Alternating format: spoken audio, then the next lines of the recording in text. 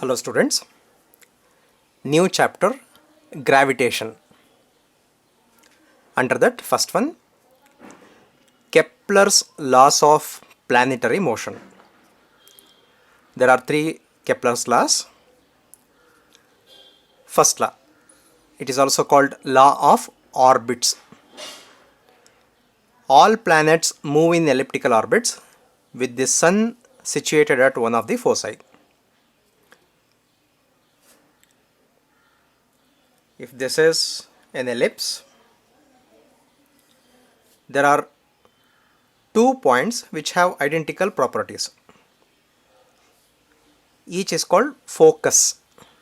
Plural is foci. If sun is at one of the foci, then planet will be revolving in elliptical orbit. It is not circular orbit, it is elliptical orbit. Okay.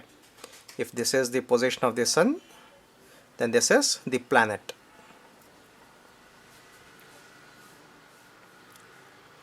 Circle has a point, only one point. What is the speciality of this point? Each and every point on the circle is equidistant from this point, and that point is center of the circle, isn't it? Similarly, in the case of ellipse, there are 2 points which are identical in nature, and they are called foci. So copy the statement with this diagram. Okay. Law of areas, second law. If this is the elliptical orbit and this is position of the sun, this is the planet. In 1 month, say in 1 month as an example, if this planet travels from this position to this position, then let me draw imaginary line joining sun and the planet. Okay, so this is sun, planet. This imaginary line joining sun and the planet sweeps equal area in equal intervals of time.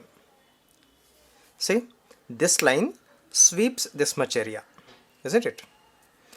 If the same planet is closer to the sun, then in 1 month this planet travels some distance such a way that, let me complete the diagram, this area equal to this area. This is A1, this is A2. So A1 equal to A2. You should also observe, if planet is away from the sun,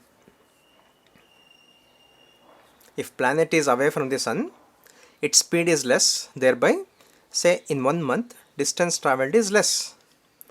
If the same planet is closer to the sun, in 1 month to cover equal area it travels faster.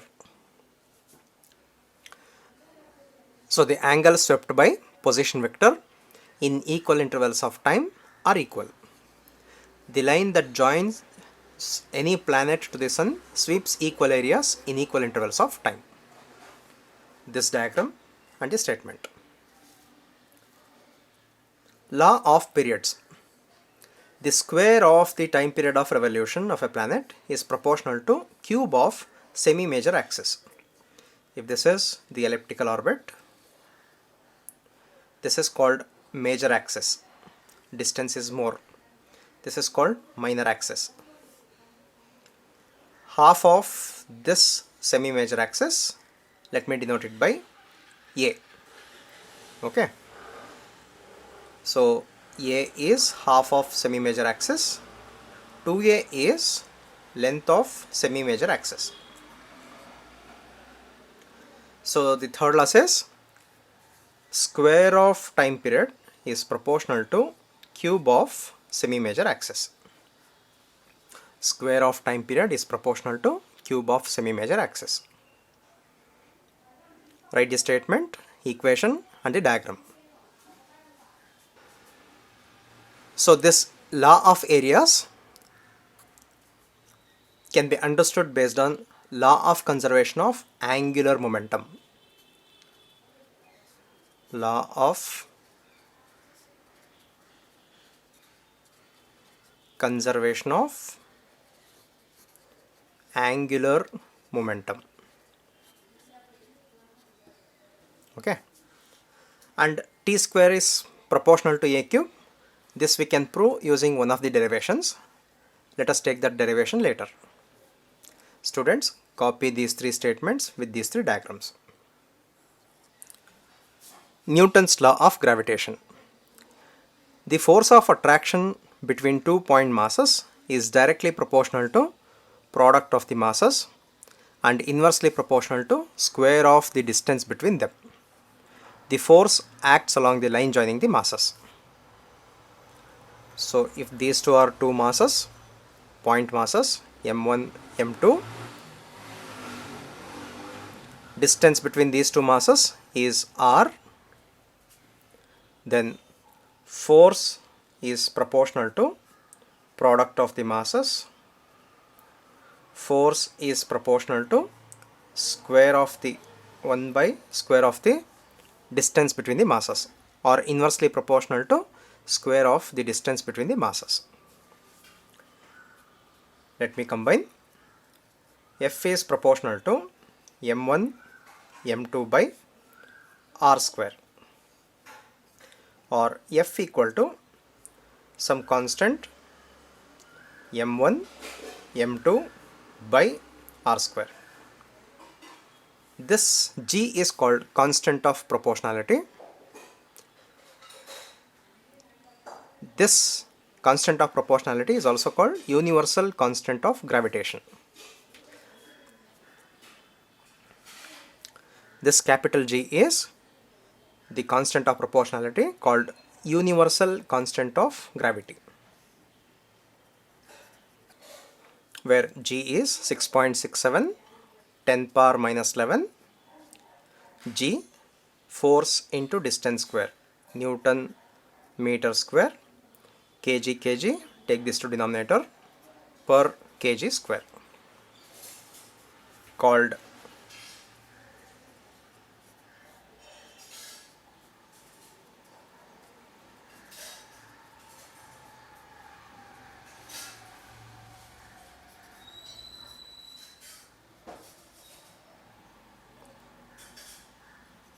universal constant of gravity.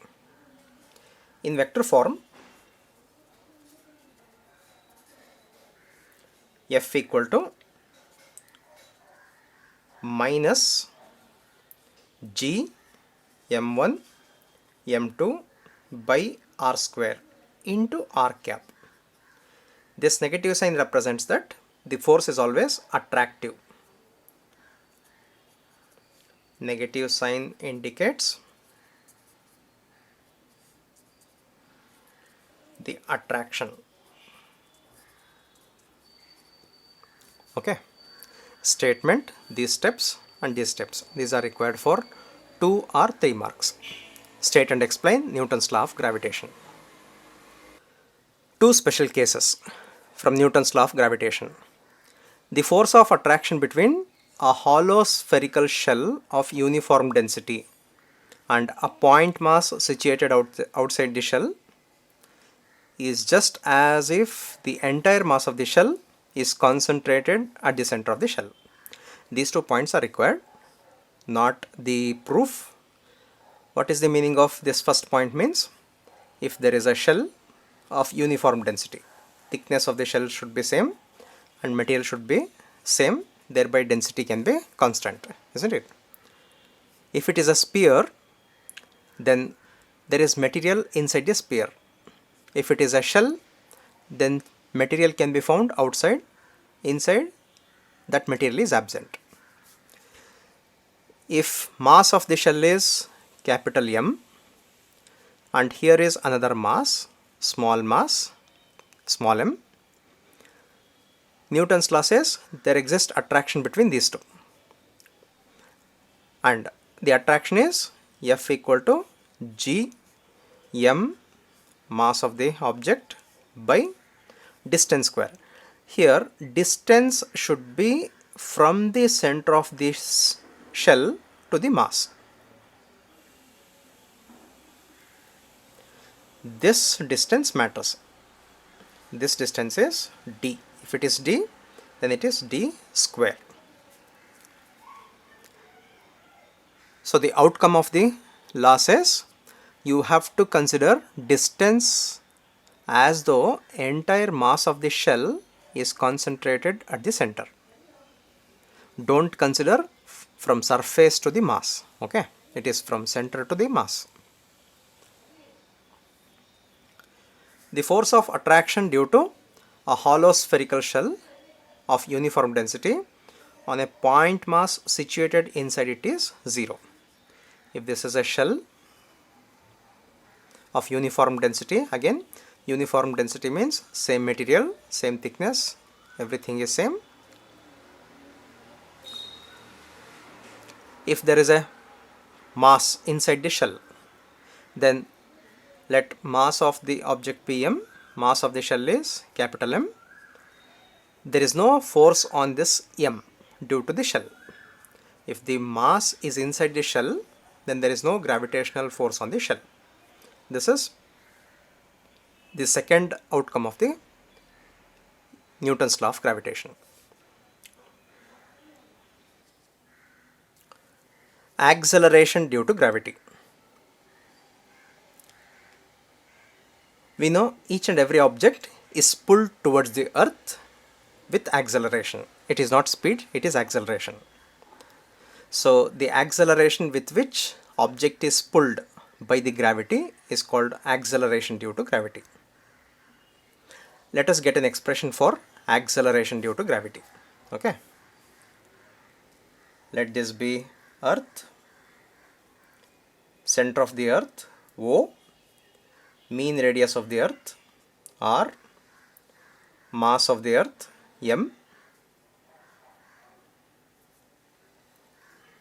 Let m be mass of an object on the surface of the earth. Okay.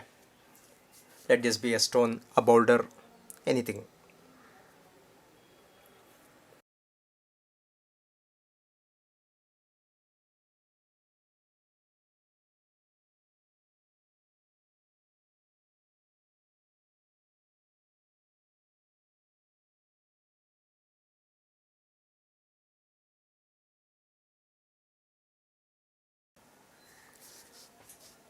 R, M and G be the radius. Actually this is mean radius. Mass of the earth and universal constant of gravity respectively. Okay. Now there are two masses, capital M and small m. From Newton's law of gravity,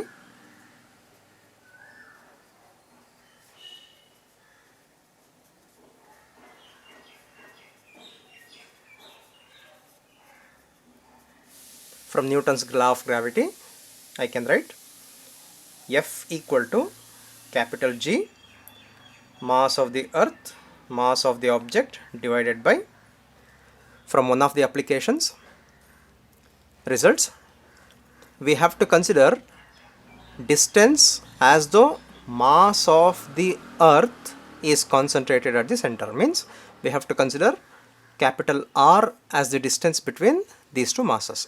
Students, pay attention to this. Distance between the masses means it is distance between center of M and center of the earth. Okay. So it is capital R square. So this is equation 1. Force on small m due to earth according to Newton's law of gravity. Now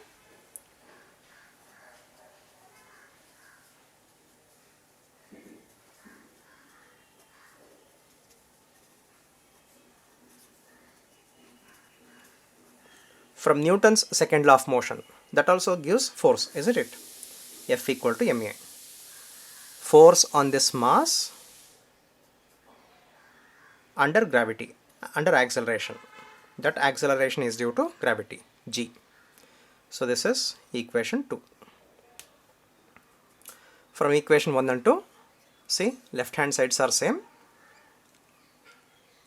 They are expressed in different forms, therefore right hand sides must be same.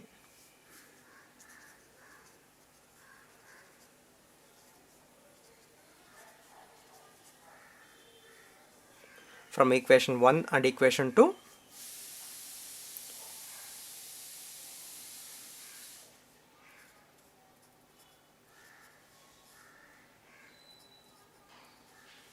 mg equal to gmm by r square, or cancel these two, small g equal to gm by r square. Students, observe, acceleration due to gravity doesn't depend on small m. It doesn't depend on small m means irrespective of the object, type of the object, acceleration due to gravity remains same. It could be a small stone of 10 gram, or it could be a big boulder of 10 kg. On any object, acceleration due to gravity is same, which is gm by r square. See, capital G is universal constant of gravitation. Capital M, total mass of the earth, constant. Mean radius of the earth, constant. So, constants gives another constant. This is constant at a point. Please understand, this is constant at a point. And G varies from place to place. Let us see that later. So, we can conclude that small g is independent of mass of the object.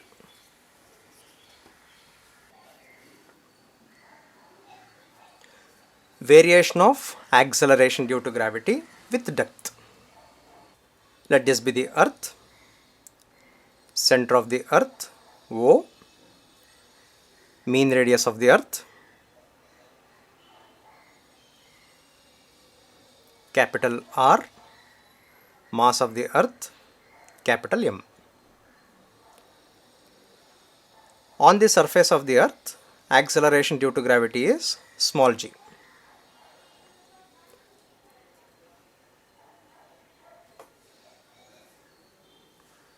At some depth, acceleration of due to gravity be g dash.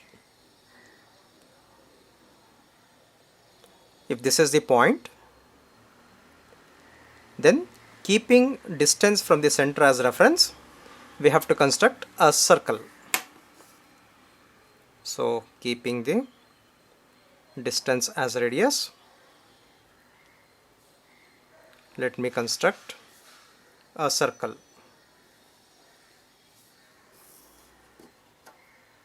I hope the diagram is fine. So, at this depth, the depth is d.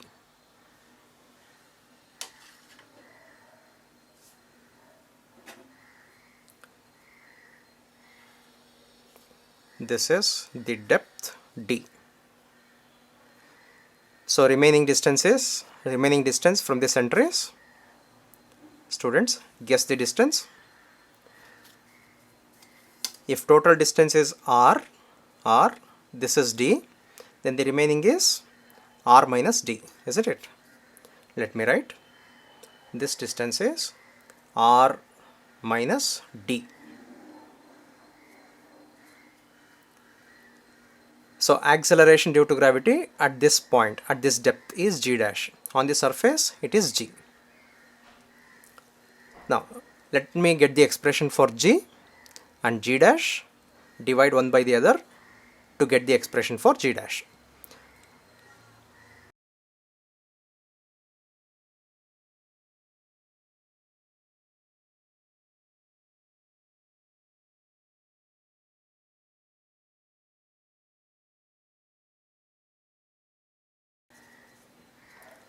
Mean radius, mass of the earth, and universal constant of gravity respectively. Now, acceleration due to gravity on the surface of the earth.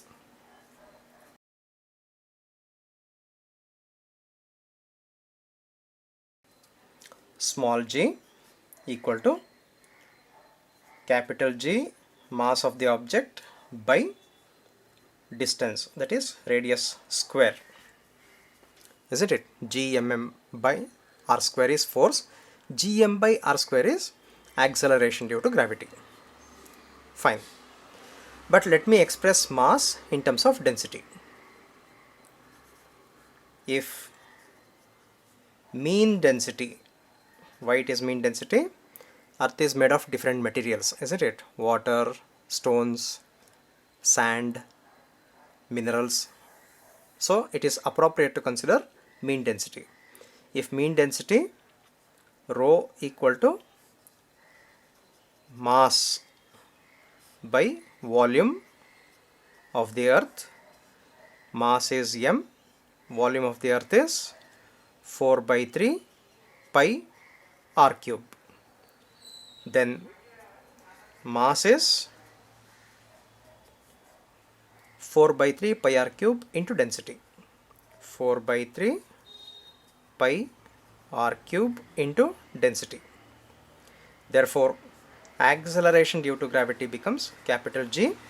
In place of mass, write this: 4 by 3 pi r cube rho divided by r square equal to r square r cube. So we are left with G 4 by 3 pi r into rho. So this is the expression for acceleration due to gravity.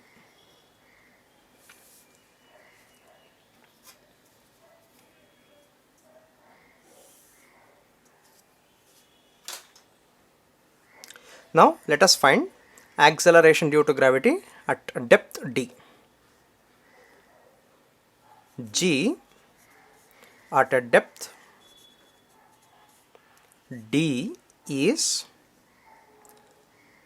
G dash equal to, again let me use the same expression, capital G 4 by 3 pi radius.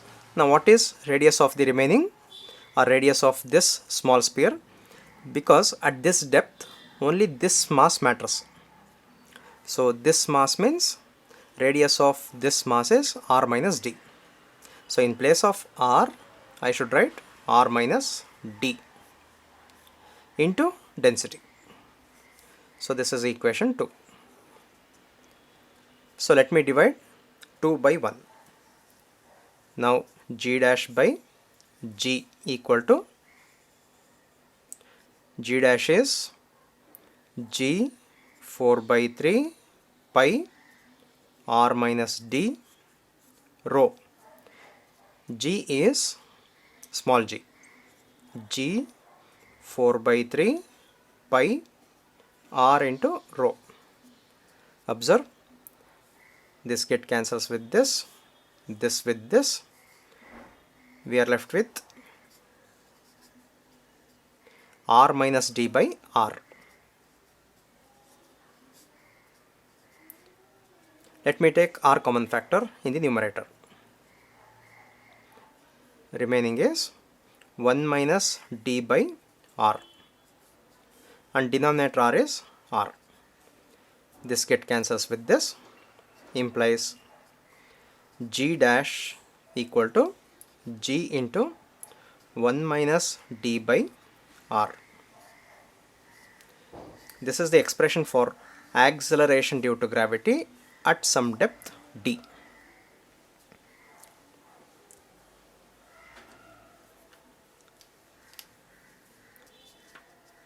Now special case,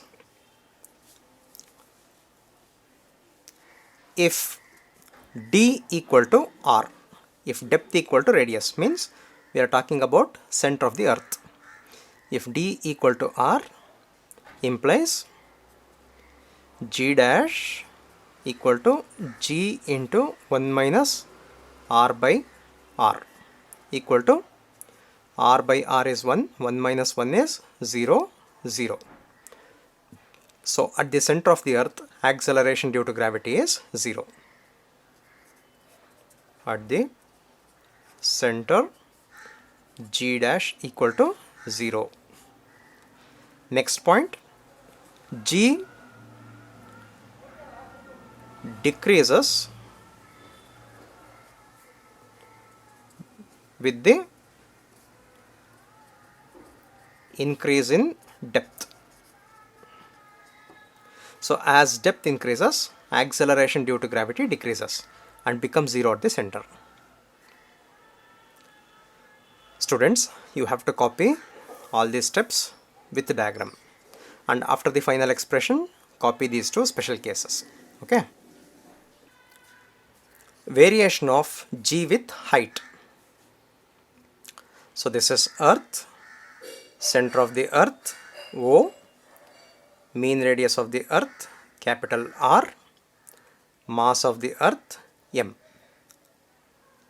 Acceleration due to gravity on the surface is G.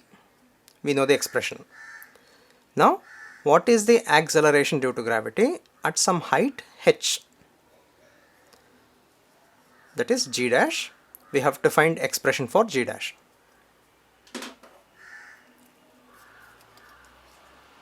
Let this height be h.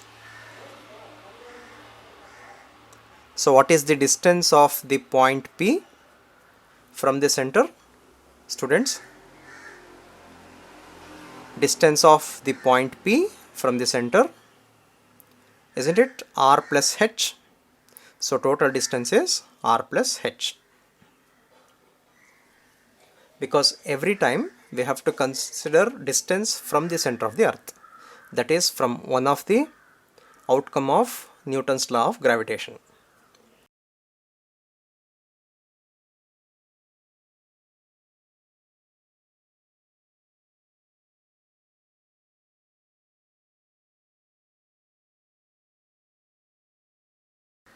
Let r, m and capital G be the mean radius, mass of the Earth and universal constant of gravity respectively.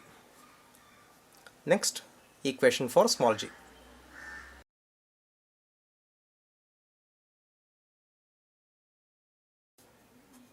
Acceleration due to gravity on the surface of the Earth is small g equal to G m by distance square.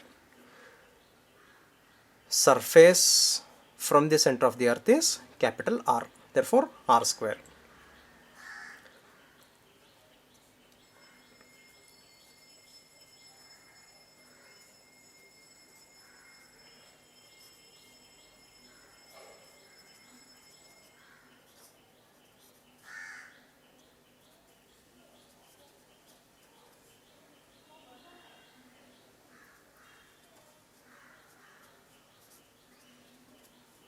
Let P be a point at a height h above the surface. Then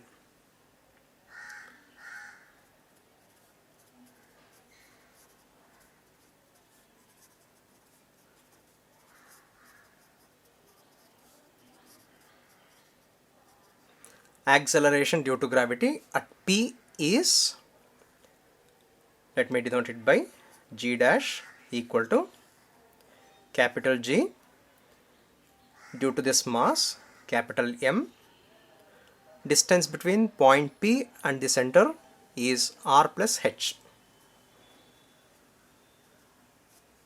Its square. Now let me divide this by this and get the expression for G dash. G dash Gm by R plus h whole square. G is Gm by R square. So Gm get cancels.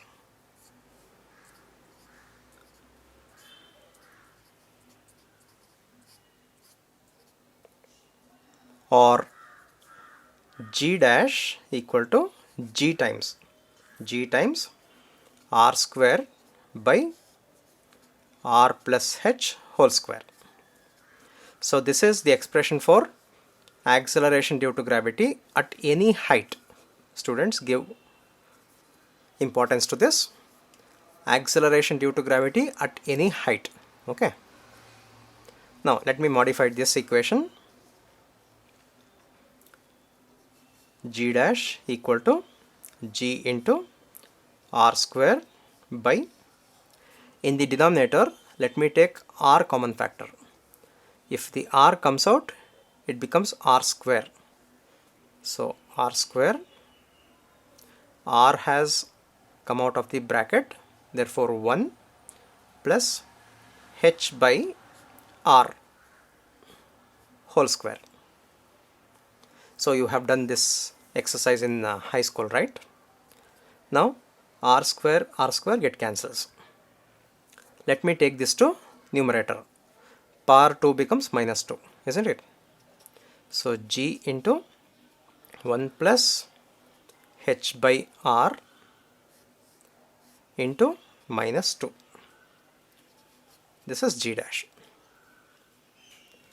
If H is very small, understand?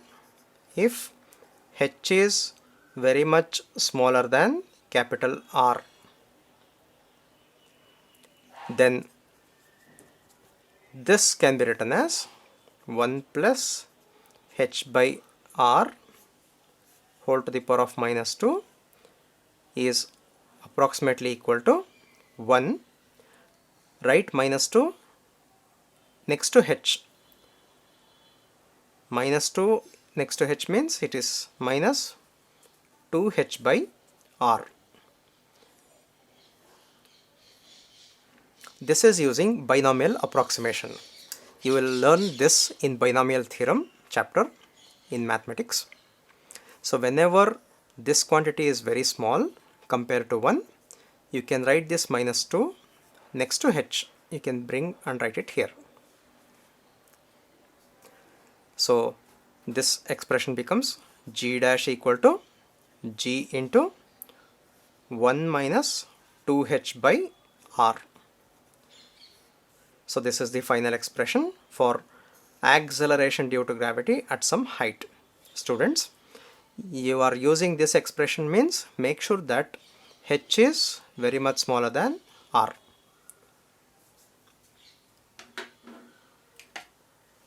As an example, mean radius of the earth is about 6,400 kilometer.